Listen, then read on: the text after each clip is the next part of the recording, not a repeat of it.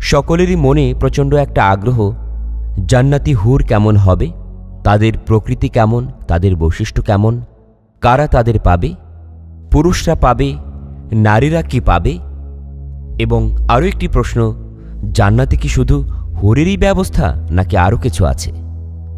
প্রিয় দর্শক শ্রোতা, চলুন আজকে কোরআন ও সুন্নাহর আলোকে জান্নাতি হুর সম্পর্কিত বিস্তারিত আলোচনা শুনি। আরবি হুর শব্দটি উৎপন্ন স্ত্রীলিঙ্গগত বিশেষণ, যার অর্থ উজ্জ্বল সাদা কালো চোখধারী শুভ্র বর্ণের নারী। এরা হলো ওই নারীগণ যারা জান্নাতে ঈমানদারদের সঙ্গী হবেন। হুর শব্দটি হাওরা শব্দের বহুবচন। আরবি ভাষায় হাওরা শব্দটি একটি স্ত্রীবাচক শব্দ, যার অর্থ নারী সঙ্গী।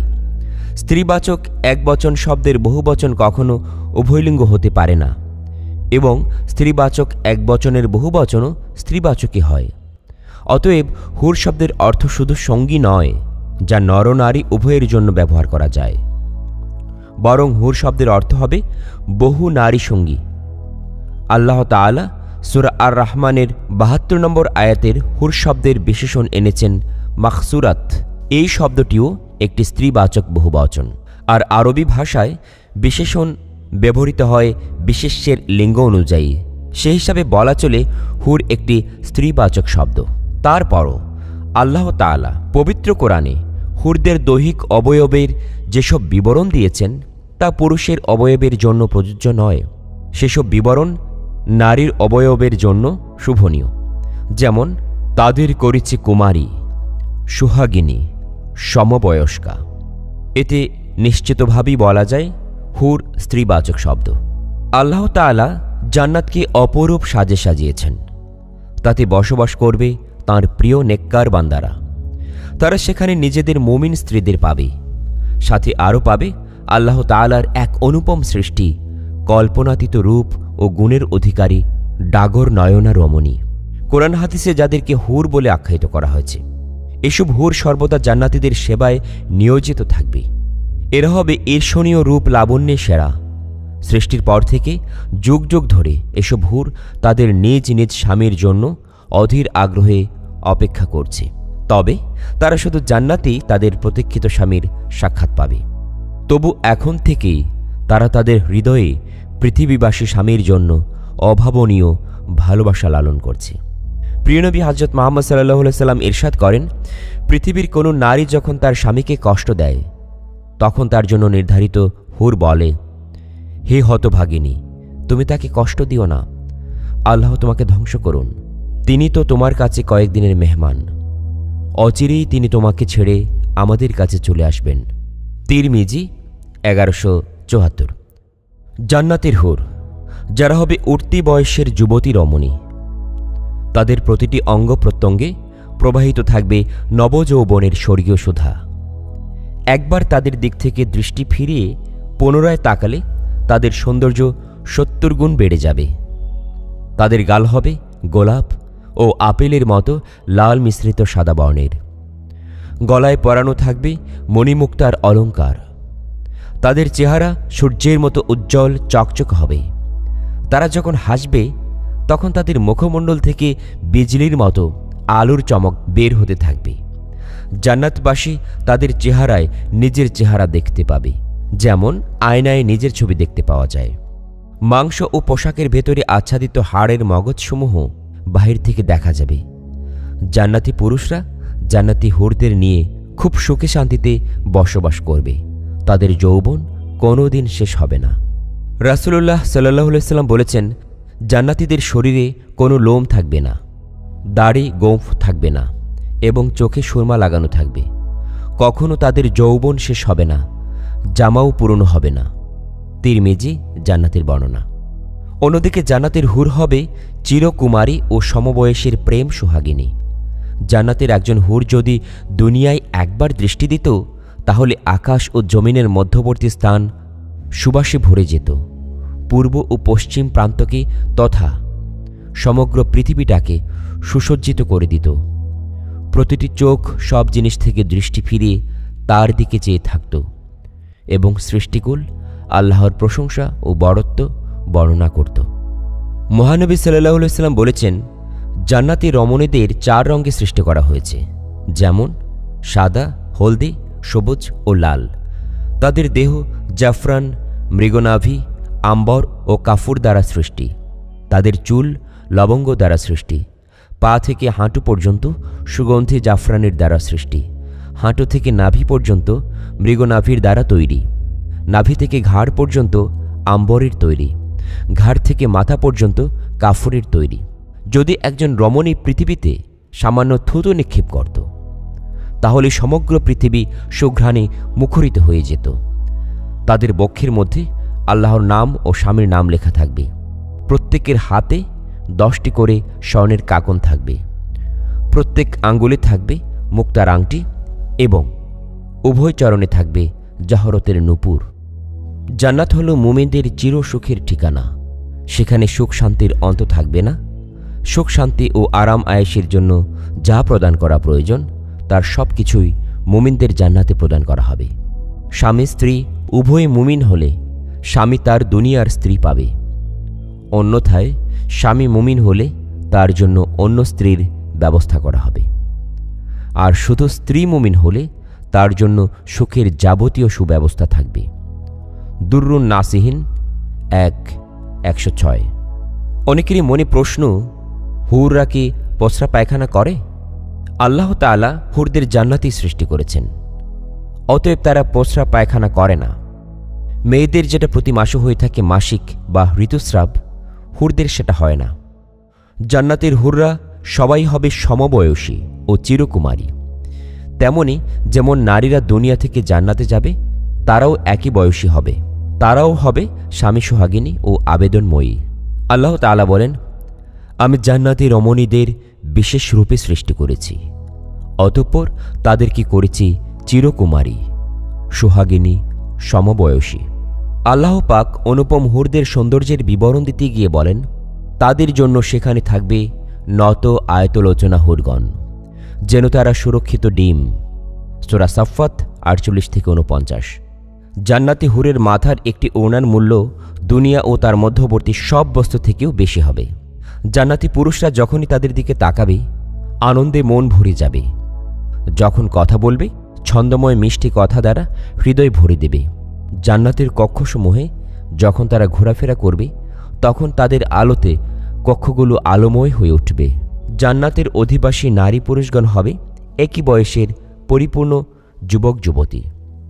তাদের চোখের রং হবে পরিষ্কার, সাদার মাঝে কাকের কালো চোখের মতো কালো বর্ণের। তাদের শরীরের কোমলতা হবে বৃক্ষের কচি শাখা, পাতার ন্যায় নরম ও কোমল। জান্নাতের হুর যখন তার স্বামীর চেহারার দিকে একবার তাকাবে, তখন তার হাসিতে জান্নাত আলোময় হয়ে উঠবে। যখন তারা স্বামীর সঙ্গে কথা বলবে, তখন কতই না সুন্দর হবে সেই কথোপকথন। যখন তার স্বামীর সঙ্গে আলিঙ্গন করবে, তখন কতই না সুন্দর হবে সেই আলিঙ্গন। যখন জান্নাতি পুরুষ তাদের সঙ্গে মেলামেশা করবে, কতই না আনন্দময় হবে সেই মেলামেশা। তাদের অন্তরে কোন্দল ও হিংসা বিদ্বেষ থাকবে না। তারা কখনো রোগাক্রান্ত হবে না। তারা কখনো অপবিত্র হবে না।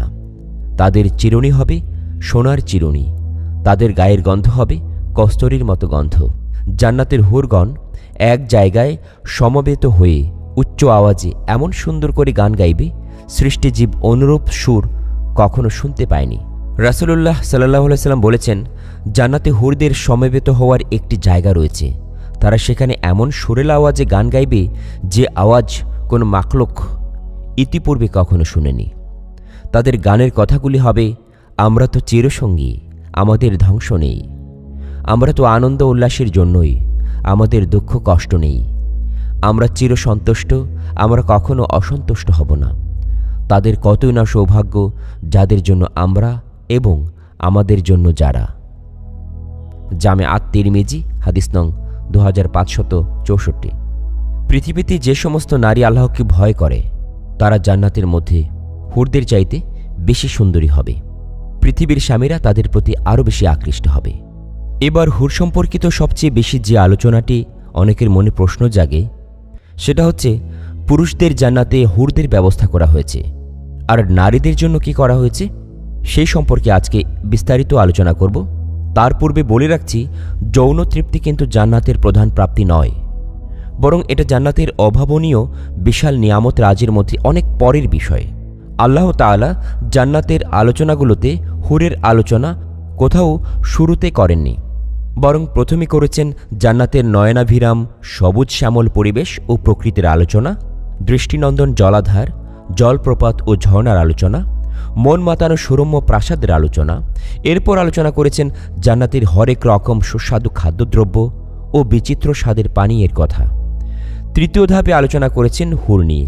তাই এটা জান্নাতের অনেক পরের বিষয়। জান্নাতের প্রধান আকর্ষণ হল আল্লাহ তাআলার দিদার লাভ বা দর্শন। জান্নাতে যারা প্রবেশ করবে তারা হুরের জন্য উদ্গ্রীব হবে না। তারা জান্নাতে প্রবেশের পর থেকেই অধীর আগ্রহে প্রতিটি মুহূর্ত অপেক্ষার প্রহর গুনতে থাকবে, কখন আসবে সেই স্বপ্নের সময়, কখন সাক্ষাৎ পাবে মহান মালিকের, কখন তার মুখ থেকে সরাসরি শুনতে পারবেন তিনি তাদের উপর খুশি। অতএব পুরুষ এবং নারীর এই আলোচনার মধ্যে হুর বিষয়টা জান্নাতে খুব বেশি প্রাধান্য পাবে বলে মনে হচ্ছে না। সূরা আন-নাবায় আল্লাহ তাআলা বলেন, মুত্তাকিদের জন্য রয়েছে সাফল্য, উদ্যান, আঙ্গুর এবং স্ফীত স্তন বিশিষ্টা সমবয়সী বালিকা। বর্ণিত আয়াতের আলোকে বলা যায়, পবিত্র কোরআনে জান্নাত লাভকারী মানুষদের পুরস্কারের বিবরণ দিতে যেয়ে আল্লাহ তাআলা যেসব হুরের কথা বলেছেন তারা হবে মানুষের সাদৃশ্য জান্নাতি নারী। সুস্থ, পরিচ্ছন্ন ও শালীন রুচিবোধ থেকে একথা আর বলার অপেক্ষা রাখে না যে যেহেতু হুররা জান্নাতি নারী হবে তাই পুরস্কারস্বরূপ তাদের পাবে একমাত্র জান্নাত লাভকারী পুরুষরা। এখন প্রশ্ন হল, পরকালে পুনরুত্থান তো শুধু আত্মার হবে না, বরং পুনরুত্থান হবে আত্মা ও দেহের। মানুষের শুধু আত্মা জান্নাতে প্রবেশ করবে না, বরং আত্মার সঙ্গে তার দেহও জান্নাতে প্রবেশ করবে। দেহের পরিতৃপ্তির জন্য পানাহারের দরকার হয় যৌন সম্ভোগেরও। জান্নাতে এ দরকার যেমন পুরুষের হবে তেমনি নারীর জন্যও প্রযোজ্য। আবার যেসব নারী জান্নাতে যাবেন তারা শুধু পুরুষের মতোই ইমাল আমলের পরীক্ষায় উত্তীর্ণ হয়ে পুরস্কারস্বরূপ জান্নাত লাভ করবেন। আল্লাহ তাআলা দুনিয়ার জীবনে তাদের যেসব দায়িত্ব অর্পণ করেছেন সেসব দায়িত্ব পালন করেই তো তারা জান্নাতে প্রবেশ করবেন। সেক্ষেত্রে পুরুষরা জান্নাতে প্রবেশ করে হুর পাবেন, কিন্তু নারীরা কি পাবেন? এ প্রশ্নের উত্তর স্পষ্ট ভাষায় কোরআন ও হাদিসের কোথাও উল্লেখ করা হয়নি। তবে ঈমান ও নেক আমলের সুবাদে যেসব নারীরা পরকালে জান্নাতে প্রবেশ করবেন তারা কোনো ধরনের বঞ্চনার শিকার হবেন না, কোনো ধরনের অবিচারের সম্মুখীন হবেন না, তা সুনিশ্চিত এবং অবধারিত সত্য। কেননা জান্নাতের পুরস্কারের মূলনীতি বলতে যেয়ে আল্লাহ তাআলা বলেছেন, সেখানে তোমাদের জন্য রয়েছে যা কিছু তোমাদের মন চাবে এবং যা কিছু তোমরা ফরমায়েশ করবে, এগুলো পাবে ক্ষমাশীল পরম দয়ালুর পক্ষ থেকে আতিথেয়তা স্বরূপ। সূরা হামিম সিজদা ৩১। সেখানে রয়েছে যা কিছু মন চায় এবং যা কিছুতে নয়ন তৃপ্ত হয়, তোমরা সেখানে চিরঋণী হবে। সূরা আজ-জুখরুফ ৭১।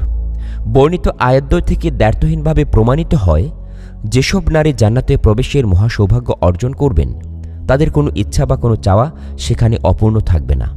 তা তারা সেখানে যা কামনা করবেন, যা ফরমায়েশ করবেন, দয়াময় প্রভু সেখানে তাদের তাই দিয়ে তুষ্ট করবেন, তাদের নয়ন তৃপ্ত করবেন। তবে বেহেশতে প্রবেশের পর নারীরা কি চাবেন তা আমরা জানি না। সম্পূর্ণ ভিন্ন এক নতুন পরিবেশের সেই দূর ভবিষ্যতের একজন নারী তার প্রভুর কাছে কি কামনা করবেন তা এখন দুনিয়ার জীবনে কল্পনা করা সম্ভব নয়। কেননা বয়স, শিক্ষা, অভিজ্ঞতা, বুদ্ধি ও পরিবেশের ভিন্নতায় মানুষের চাওয়া পাওয়ার ভিন্নতা থাকে। একই মানুষের 4 বছরের শৈশবের চাওয়া, 12 বছরের বয়সন্ধিকালের চাওয়া, 21 বছরের তারুণ্যের চাওয়া, 40 বছরের পরিণত বয়সের চাওয়া আর 60 বছরের বার্ধক্যের চাওয়া এক হয় না। মোট কথা, নারীরা জান্নাতে যে যা কামনা করবেন তাই পাবেন। এবারে নতুন প্রশ্ন, পুরুষদের প্রাপ্তিকে যেমন বিস্তারিতভাবে বলা হলো, নারীদের প্রাপ্তিকে তেমন বিস্তারিত বলা হলো না কেন?